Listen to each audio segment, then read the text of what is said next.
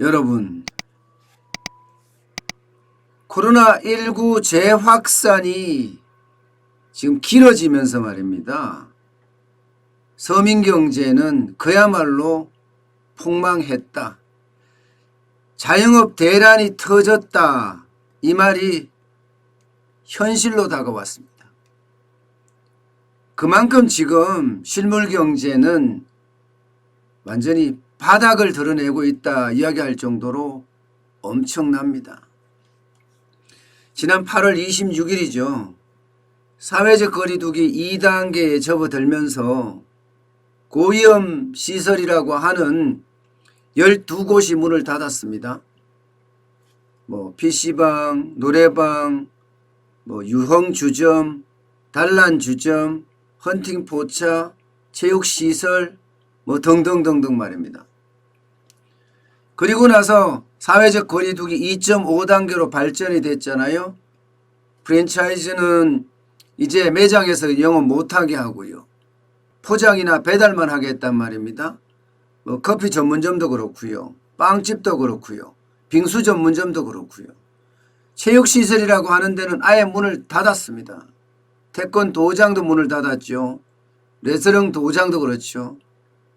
탁구, 당구 할 것 없이 다 문을 닫았습니다.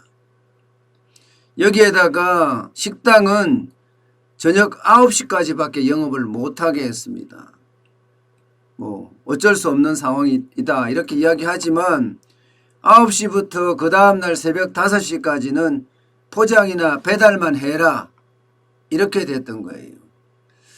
그러니까 매출액이 그야말로 급전직하라고 이야기해야 되나요? 엄청나게 떨어지기 시작을 했습니다. 실질적으로 보면 서울 지역의 소상공인의 매출액 추이입니다. 이게 8월 둘째 주하고 8월 셋째 주하고 차이인데요. 8월 둘째 주만 하더라도 마이너스 6.9%라고 해서 작년 대비해서 좀 나아지는가 싶었거든요. 그런데 8월 셋째 주에는 24.7%까지 떨어졌고요. 이게 9월 첫째 주까지 오면요. 수도권은 마이너스 42%까지 떨어졌다고 이야기할 정도로 거의 바닥경제, 서민경제라고 이야기하는 자영업 매출부터 완전히 깨졌습니다. 그러니까 자영업 대란이라는 이야기가 무색하지 않다 이런 이야기죠. 이게 단순하게 서울 신용데이터, 한국 신용데이터에서 나오는 지표만 그런 것이 아니고요. 지금 정부가 발표하는 지표에서도 자영업의 대란은 감지되고 있습니다. 기획재정부가 발표한 내용을 보면요. 기획재정부가 8월에 카드 승인액은 이제 자영업만 포함하는 것이 아니라 전체를 포함하는 거죠. 지난 같은 달에 비하면요. 3.4% 증가하는 데 그쳤습니다. 3.4%. 문제는 전월 7월하고 비교하면요. 7월하고 비교해 봤더니 증가폭이 또 축소가 됐어요. 7월에는 4.8%였거든요. 그런데 8월에는 3.4%. 9월에는 아마 이거보다가 더 훨씬 어렵지 않을까 이렇게 지금 현재는 예상하고 있습니다. 이게 기획재정부의 예상이에요. 실질적으로 바닥경제라고 하는 지표들 한번 보겠습니다. 이제 카드 승인액 자체도요. 점점 떨어지고 있어요. 전국에서 보면 많이 떨어지고 있는 데는요. 보시는 것처럼 카드 승인액이 9월 첫째 주에 마이너스 2.2%까지 떨어졌고요. 지하철 이용객은 41.4%까지 떨어졌습니다. 영화 관람객은 72.6%까지 떨어졌어요. 이게 여러분들 보시기에도 사람들이 안 움직인다 이렇게 보이시죠? 지하철 이용객이 떨어졌다는 것은 사람들이 안 움직인다는 것을 반증하는 지표예요. 사람들이 움직이지 않는다는 것은 그만큼 쓰지 않는다는 이야기고, 쓰지 않는다는 이야기는 그만큼 밖에서 먹지도 않는다는 이야기입니다. 많은 사람들이 요즘은요 밖에 나가더라도 밖에서 식사하려고 생각을 안 해요. 예, 빨리 집에 볼일 보고 집에 가서 식사해야지 이런 생각을 하고 있거든요. 예, 그만큼 지금 매출액이 떨어졌다 이렇게 이야기할 수 있고요. 특히 음식점에 대한 카드 승인액은요 지금 계속 빠지고 있어요. 계속요. 예, 이게 전국에서 보면 8월 셋째 주가 13.9% 빠졌거든요. 예, 8월 넷째 주는 27.2% 빠졌습니다. 그러나 9월 셋째 주는 28.4%예요. 이게 이제 서울로 올라오면 상황이 달라지죠. 서울로 올라오면. 지금까지 말한 게 이제 기획재정부가 실물이 이만큼 떨어졌다 이렇게 지금 보이는 거거든요. 여러분 여기서 한 걸음 더 나아가서 KDI는 국책연구원입니다. 한국개발원이라고 해서 KDI는 철저하게 현장 중심으로 많이 분석하는 그런 연구기관, 국책연구기관이라고 해도 됩니다. 거시부터 시작해서 미시까지 다 하거든요.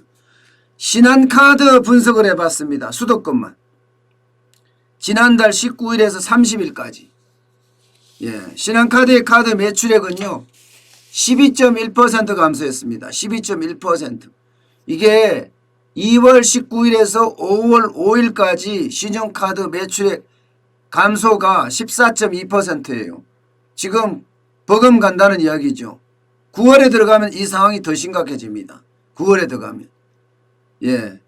그만큼 어려워진다는 그 이야기를 그대로 반증하고 있고요.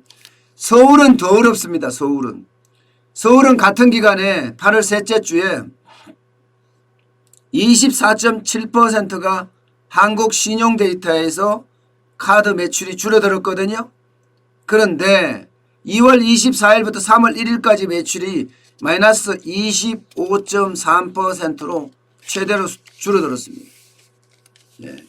그렇다고 하면 지금 자영업자들은 정부가 이야기하는 대로 기획재정부나 혹은 국책연구개발원에서 한국개발원에서 KDI에서도 이렇게 이야기할 정도로 자영업자는 지금 굉장히 어려운 그런 환경을 맞고 있습니다.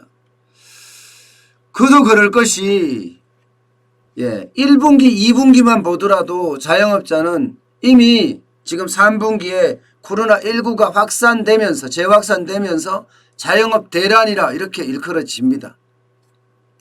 당장 보세요. 1분기에 서울 상가수가 39만 1,499개였습니다. 그런데 2분기에 37만 321개로 얼마나 줄었습니까? 2만 개가 줄어들었어요. 2만 개가.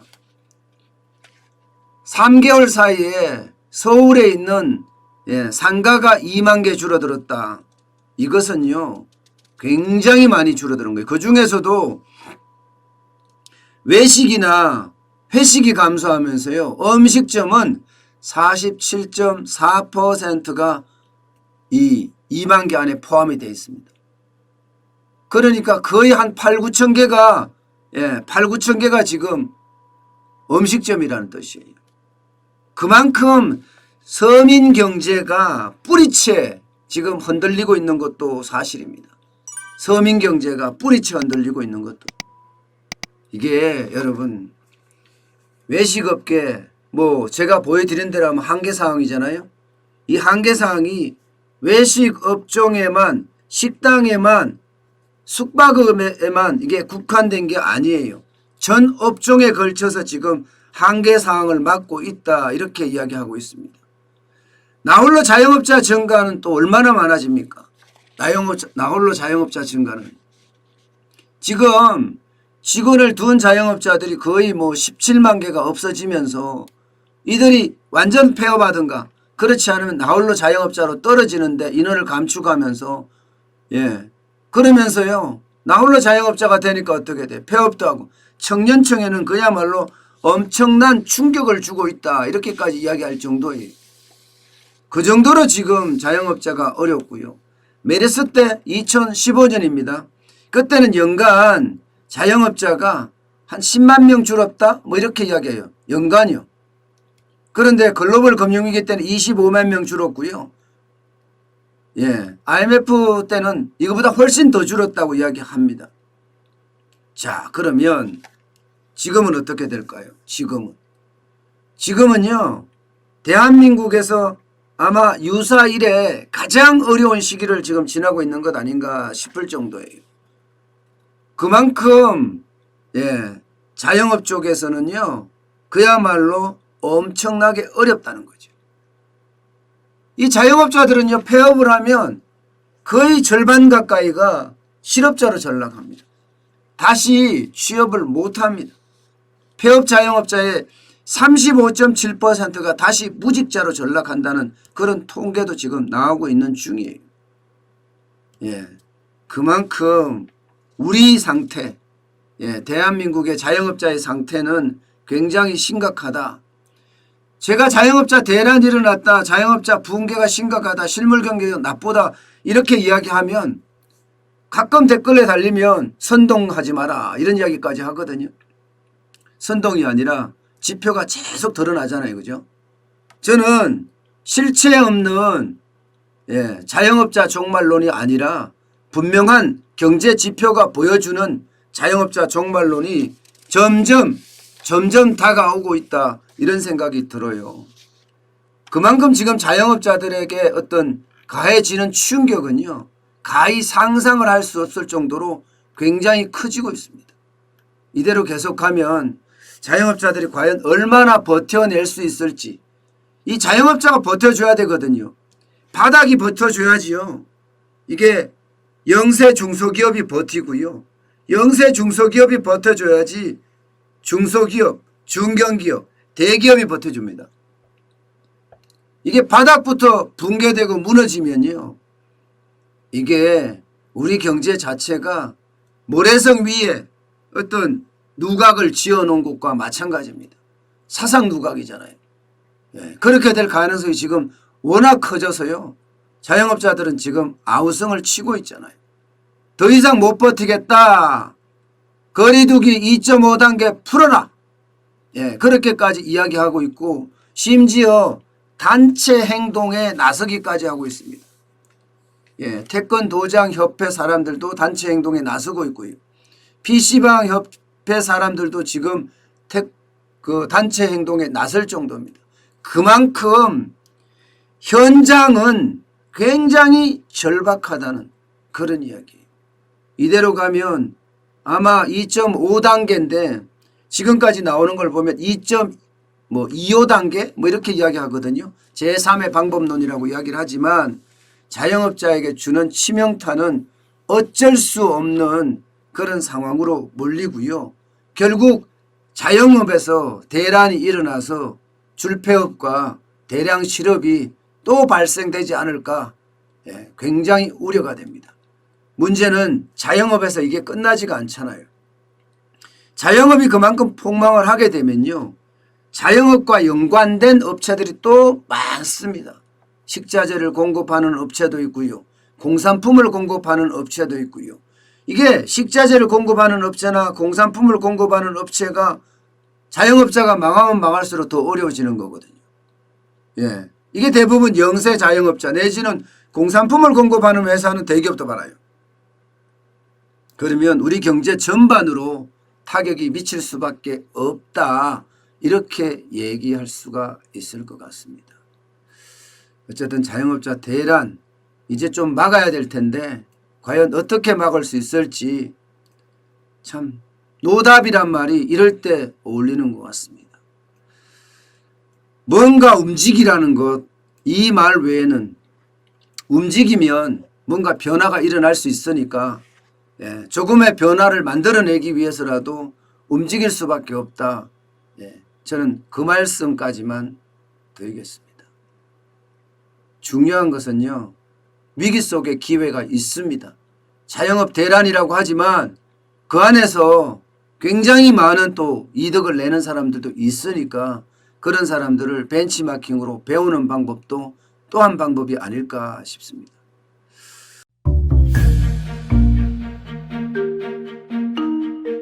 세종대왕과 샤넬 넘버 5, 벤츠 자동차의 최고급 기종인 마이바흐의 공통점을 아시나요? 바로 침향입니다.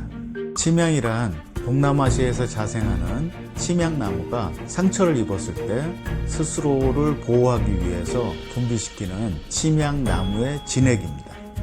진침향은 태국산 침향과 러시아산 녹용, 그리고 국산 홍삼, 백봉령, 산수유, 당귀, 숙지향, 꿀로 이루어진 침향환으로 만성 피로나 또 스트레스, 기력이 저하된 직장인분들, 또 수험생들, 연세 드신 어르신분들이 드시면 좋은 환입니다.